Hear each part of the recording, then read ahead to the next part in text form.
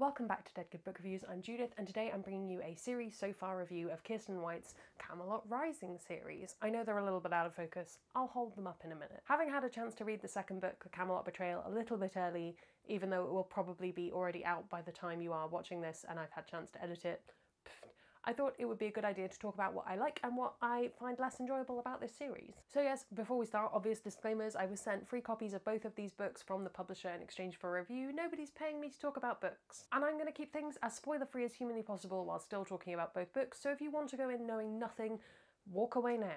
Camelot Rising is a currently releasing YA fantasy series which takes the King Arthur myth and whatever the word we use for when it takes the original story material and then sort of goes in a slightly different direction with it.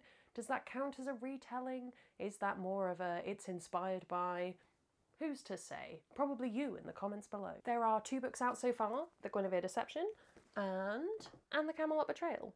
I am pretty sure this is set to be a trilogy, with the Excalibur Curse being released in 2021. Kiersten White is a California-based author who's primarily known for writing YA. In my book, I think I know her best for writing the Conqueror's Saga, which is obviously gender-flipped Vlad the Impaler. I've talked about it forever, you should already know what it is. But she's also written various spookier things, some paranormal romance, and some other stuff too. Usually when I'm thinking of Kiersten White fantasy, I'm thinking there's going to be light to no magic. Think no real hard magic system kind of thing. In this series, unsurprisingly, we follow Guinevere, who's a young princess from a far-off kingdom being brought to Camelot from the convent where she's been living in order to wed King Arthur. However, the real Guinevere actually died some time before, and this Guinevere is an imposter. She's been brought in by Merlin, with whom she was raised, in order to defend Arthur from magical attacks, particularly those of the Dark Queen, who was vanquished some years before. Guinevere has to try and protect King Arthur as best she can, while still keeping her identity and her magic a secret from Camelot at large, and there's a fair amount of romance-related things on the way too. My first pro, the characters. I think one of the reasons that the King Arthur legend has been told so many times is you can kind of do whatever you want with the characters because we kind of get a fairly bare bones archetypal thing of them. In this case, I wasn't so wild on most of King Arthur's knights, but they don't really feature at all. I was much more interested in Guinevere and the women in her life, who are great. I really enjoyed watching Guinevere's relationship with her handmaid develop as the books went on, particularly into book 2, and I'm excited for there to be more of that in book 3.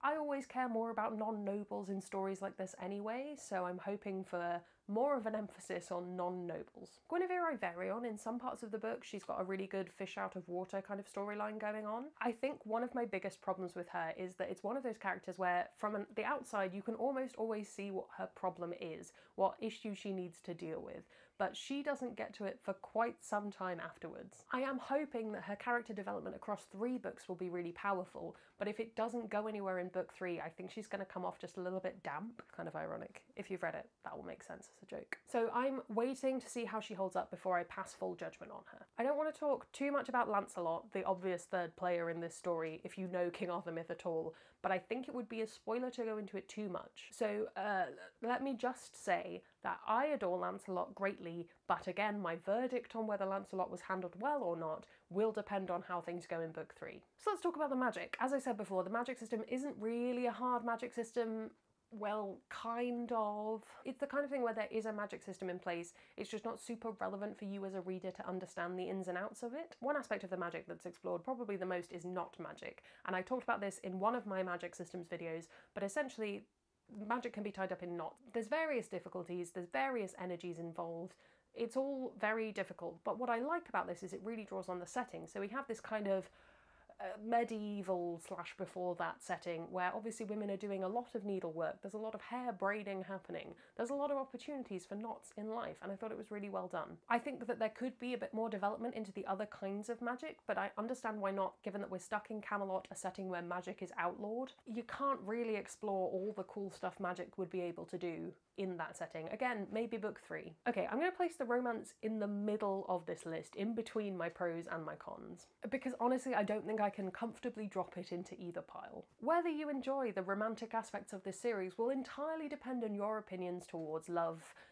polygons. Not in the mood for a which one do I love? Maybe leave this for now. I think there are some good kind of tension moments, but I was reading this when I was in the mood for a YA romance, and I think if I was feeling a bit more cynical, I probably would have been more annoyed by it. So I would say if you're not sure, if you're on the fence about whether that's something you're interested in, and you do want to read these, wait until that's something you're in the mood for. The mood comes upon us where we want a YA romance. It's not all the time. Maybe it is for you.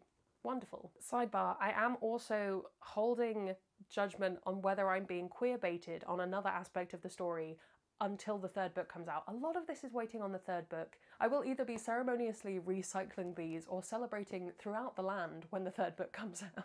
But there is a confirmed sapphic romance in the book, so there you go. On to the cons, the firm cons, the writing, which is such a big thing and it's so frustrating. I think my biggest problem with this series is that it all feels a little bit light. I mean, there's a dragon at one point and the whole book just feels a bit kind of like, so what? Big flying lizard. I don't care. I was trying to think what it is, and I think there isn't enough contrast between the quieter moments and these big action-packed moments in terms of the writing style. Either that or the action moments don't get enough time dedicated to them. Either way, the pacing is just a little bit off and there feels like there's just a little bit of something missing. I've mentioned this a couple of times, but I think really what would have made this series for me is if we binned the meta plot, this big overarching plot, don't really care about it, and just had Guinevere and her gang going off and solving crime and being amazing throughout the land. It would have made a really great series and had quite a bit of longevity. I'm just saying. Alas, that is not the case, but there are parts of book 2 that are close to that, which I think were my favourite parts of the whole series. Okay, similar reads, comparisons, things you might want to add to your TBR.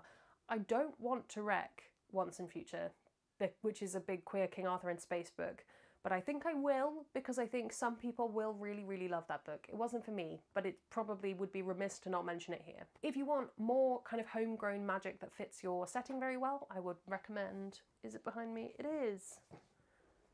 The Once and Future Witches by Alex C. Harrow. And I know I recommend this all the time, but if you're wanting Evil Queen, it's behind these two books. But Forest of a Thousand Lanterns by Julie C. Dow. Should you read these?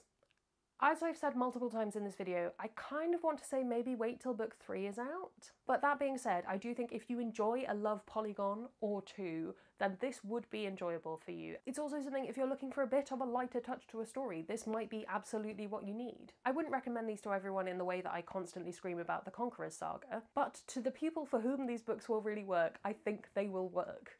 That's a stupid sentence, but that's kind of how it is. Whew, alright, I am still on the hunt for the perfect King Arthur book, YA or otherwise. I have Legendborn on my TBR, I'm excited to read it, I'm excited to find out what I think about it, but I want your recommendations for other King Arthur inspired, King Arthur relevant, King Arthur-esque books in the comments below. Comment them immediately. While you're down there, you can also follow me on all of my social media, that's linked below. You can subscribe, it makes me feel loved and appreciated.